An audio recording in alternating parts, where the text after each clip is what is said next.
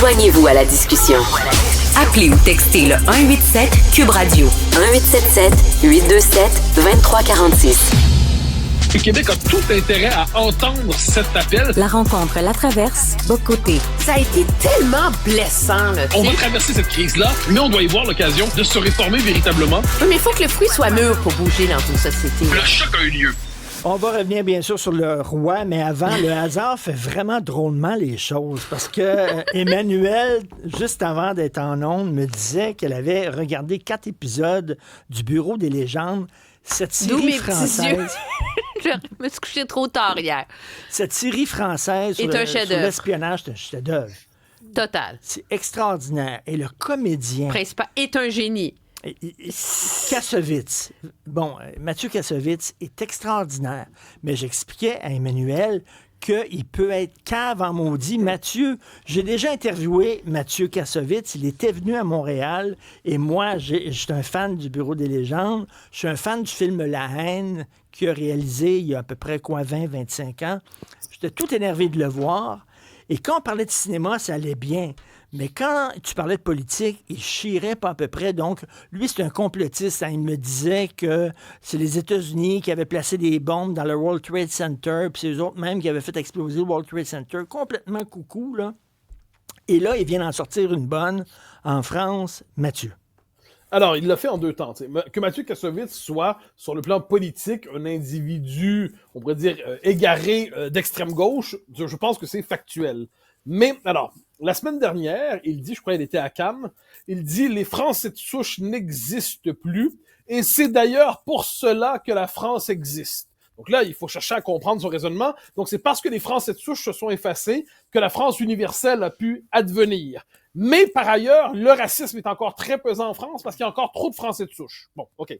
Là, il y a eu une polémique assez vive qui a duré une semaine. Donc là, il y en a rajouté une couche hier sur une chaîne info qui s'appelle LCI en disant « Oui, les Français de souche existent, mais en fait, c'est des fins de race. » Des fins de race, autrement dit, c'est l'équivalent de forme de déchets humains, c'est le bois mort de l'humanité, c'est les derniers résidus d'un peuple usé, c'est du bois mort, c'est un peu c'est ce que disait Solers autrefois, c'est de la France moisie. Donc un peu, et donc les Français de souche sont des fins de race. Et il faut en finir avec eux une fois pour toutes.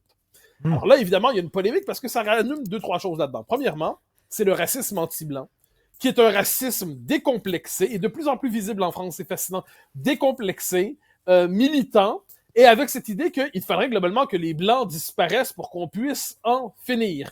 Je pose la question, si je disais les Arabes de souche, les Marocains de souche, c'est des fins de race, quelle serait la réaction? Si je disais les... là, on peut faire la liste, je vois, les Ghanéens non, mais de souche. Si j'ai ça. Non, mais des Japonais de souche, des fins de race, non. Et donc, qu'est-ce qu'on voit là-dedans? Une manifestation de haine anti-française, 2, de racisme anti-blanc, et 3, il y a cette idée que pour faire disparaître ces espèces de Français de trop qui sont les Français de souche, qui sont des fins de race dont on ne veut plus, ben, il y a 2 choses à faire. Premièrement, leur expliquer qu'ils n'ont jamais existé. Donc ça, c'est le grand récit de l'histoire de France depuis les grottes de Lascaux, ce rémétissage. Donc la France n'aurait été qu'un métissage.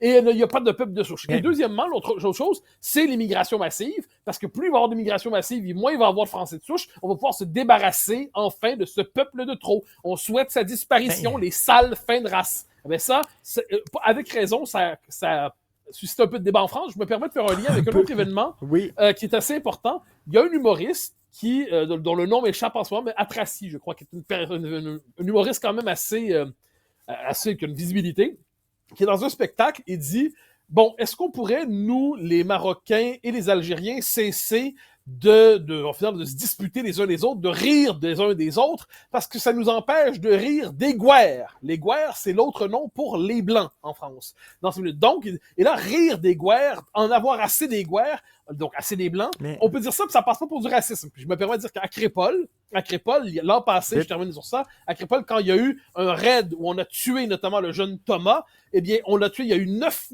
témoins qui ont dit qu'il y a eu des cris de racisme anti-blanc, notamment sale Guer, puis notamment le Guerta mort sur un coup de couteau dans le ventre. Donc tout ça est un paysage assez inquiétant, et évidemment on nous dira que le racisme anti-blanc n'existe pas, que c'est une théorie d'extrême droite, comme d'habitude. Emmanuel, toujours décevant quand il y a un acteur qu'on aime ou un réalisateur qu'on aime qui, quand il commence à parler de politique, tu te dis « Oh mon Dieu ».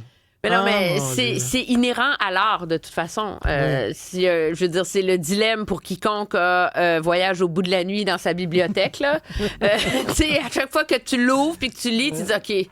Alors, est-ce qu'on peut séparer l'œuvre de l'individu? Moi, je suis de ceux qui pensent que oui. Mais même si tu dis oui, c'est pas toujours noir, c'est pas toujours blanc. Puis je pense qu'il faut tolérer que dans une société, il y ait des zones grises où des propos politiques sur la place publique peuvent être totalement inacceptables, mais que ça n'efface pas l'art et les choses extraordinaires que réalise quelqu'un. Et c'est le fait, je pense, au fil du temps dans la société qu'on a toléré ce malaise-là. Parce que cette zone grise-là, elle est malaisante. C'est pas noir et blanc, mais c'est ça qui fait l'histoire de l'humanité. Puis l'envers de la médaille, c'est un peu comme la liberté d'expression. L'envers de la médaille, c'est le cancel culture. C'est la culture de l'annulation et tout ça. Alors moi, je suis toujours favorable à entretenir les malaises et les zones grises qui subsistent, parce que je pense que si tu es en faveur de la liberté d'expression, tu es en faveur de cette liberté ultime qu'on a dans notre société, ben il faut que tu acceptes tout ce qui est malaisant qui vient avec. Moi, je n'ai pas, à aucun moment, je dirais que Kassovitz doit cesser d'être réalisateur ou acteur pour ce qu'il a dit. Non, je sais, je ne mets pas ces mots dans la bouche non plus. Moi, je suis un défenseur maximaliste de la liberté d'expression. Donc, il a le droit de penser que ce qu'il appelle les Français de souche, ou je devine les Québécois de souche, ou les Hongrois de souche, ou les Marocains de souche. Ah non, pas les Marocains, c'est vrai, pas les Algériens. Mais bon, quoi qu'il en soit, les au nord de la Méditerranée de souche doivent disparaître. Il a le droit de le penser. Par ailleurs, j'ai le droit de penser que c'est un propos atroce, un propos odieux, un propos, j'ai le droit de noter son deux poids, deux mesures, mais une fois que c'est dit, je veux pas l'empêcher de faire son œuvre, tout comme je suis capable de reconnaître qu'Aragon était un poète, un écrivain remarquable, mais que son stalinisme était quand même une forme de démence politique. Mais Aragon est un grand poète. Je peux penser, Emmanuel a parlé de Céline. Céline, on le sait que ses positions politiques sont absolument monstrueuses. Abject. C'est un grand écrivain. Monstrueuse, abject, tout ce qu'on veut.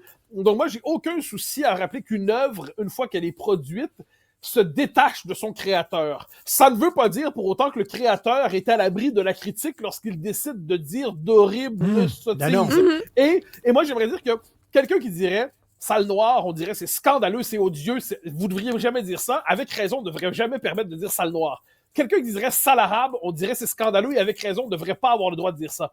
Mais je pense qu'on devrait aussi se dire sur le plan moral, j'entends pas sur le plan juridique, sur le salle blanc, on ne devrait pas avoir le droit de dire ça moralement. Ensuite, il peut ne pas aimer les blancs, il peut vraiment être aussi absurde que pas aimer les blancs, mais qu'on lui soit permis de nommer l'abjection de son propos. Emmanuel, on revient sur le roi qui est déjà parti. Mais oui, mais ça aussi, c'est une belle zone grise. Tu vois, oui. Je te fais un lien de zone grise en zone grise. Un petit peu moins. Mais oui, il est déjà parti. Il est déjà parti, mais tu sais, le carrosse... Il a livré la marchandise. Le carrosse, les chevaux, tout ça. Tu trouves pas qu'on avait un peu l'impression d'être un pays d'Afrique à l'époque de la colonisation, puis mais, le monarque débarque voir ses sujets. Okay. Là, moi, je fais partie des personnes qui ont couvert, dans une autre vie professionnelle, la fête du Canada pendant à peu près 15 ans. Puis jusqu'à tout récemment... La gouverneure générale, elle arrivait dans le carrosse, OK? Fait que oui. Oh, oui, c'est assez récent qu'on n'utilise plus le carrosse. Là.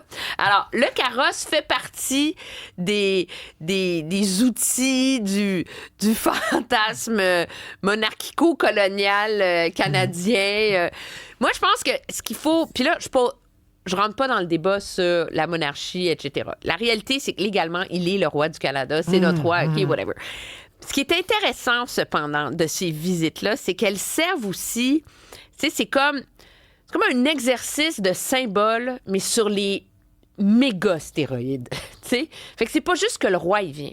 C'est que là, le roi, il vient, puis il y a une longue histoire entre le roi, la monarchie, puis la GRC, puis entre le carrousel de la GRC, puis la reine, parce que la GRC a donné 6 chevaux à la reine, dont le cheval préféré de la reine. Fait que là, finalement, pendant des années, à chaque fois que la reine débarquait, on lui donnait un nouveau cheval. Puis là, le roi, tu savais-tu que le roi, il a finalement monté dans les grandes parades, là, tu sais, Trooping the Colors, 2 fois des chevaux canadiens, puis que... Alors... Quand le roi vient, là, on met tout ça en 24 heures. Je te pose une question. Ça se peut-tu, ce que, tu sais, quand Trudeau était premier ministre, il y avait un certain charisme. Quoi qu'on pense de Justin Trudeau, c'était le fils de. C'était le fils de. Tu sais, c'était comme. Il arrivait avec une certaine magie autour de lui. Puis là, Carney s'est dit, moi, je suis un nobody. Fait que le roi, je vais faire débarquer le roi ça, je vais dire quelque chose. Il y a personne... que ça déteint sur moi. Non, Carney ne pense pas qu'il est un nobody. Je pense sérieusement qu'il a une très, très, très haute opinion de lui-même. Oui. Je pense que Carney admire cette institution et respecte cette institution de la monarchie au Canada. Il y a un sens il essaie beaucoup de convaincre les Canadiens que son mandat en est un qui est historique, d'un Canada à la croisée des chemins, qui doit réinventer son économie et son identité sur la scène mondiale. Fait que là, quoi de mieux que, tu sais, d'inviter le top du Star System pour venir jouer ce jeu-là. Puis, en tout respect, il l'a bien fait, le roi. Regarde la mine patibulaire de Mathieu. Mais non, mais je sais. Mais je ne doute pas que Mark Carney regarde un miroir et se dit « Quel bel homme ». Je ne doute pas que Mark Carney a le sentiment intime de sa supériorité supérieure. On l'a compris. Je ne doute pas, par ailleurs, qu'il se sent à la hauteur de la couronne d'Angleterre. C'est quand même mieux que la gouverneure générale, le petit représentant. Donc, très bien, j'ai compris. Ensuite, je vois pas pourquoi je serais obligé de participer à cette admiration médiatiquement entretenue. Non, mais c'est pas une admiration! Oui, je vois pas pourquoi je serais obligé, par ailleurs, de donner une bonne note à l'hurlu-berlu d'Angleterre, de passage au Canada, pour livrer un discours. Un instant, Emmanuel, un instant, phrase à finir. Pour livrer le discours le plus centralisateur qu'on a reçu d'Ottawa depuis longtemps. La transformation profonde de l'économie canadienne, concrètement, ça veut dire une centralisation, un démantèlement des différences provinciales. Donc moi, si je m'intéresse au contenu concret, j'ajouterais que la culture québécoise n'est pas qu'une manifestation touchante de l'identité canadienne. La culture québécoise existe par elle-même. On n'est pas une nuance du Canada. Comme disait Gaston Miron, nous ne sommes pas 25% de quelqu'un d'autre. Les Québécois... Aujourd'hui. Et de ce point de vue, je vois ça, la couronne d'Angleterre, c'est un beau souvenir pour le Canada. Pour le Québec, j'aimerais rappeler ce que c'est pour nous, l'étranger hostile. Je te laisse le mot de la fin. Les Québécois ont voté pour Mark Carney. Ont voté pour son pitch d'une seule économie au lieu de 13. Ils ont voté contre Trump.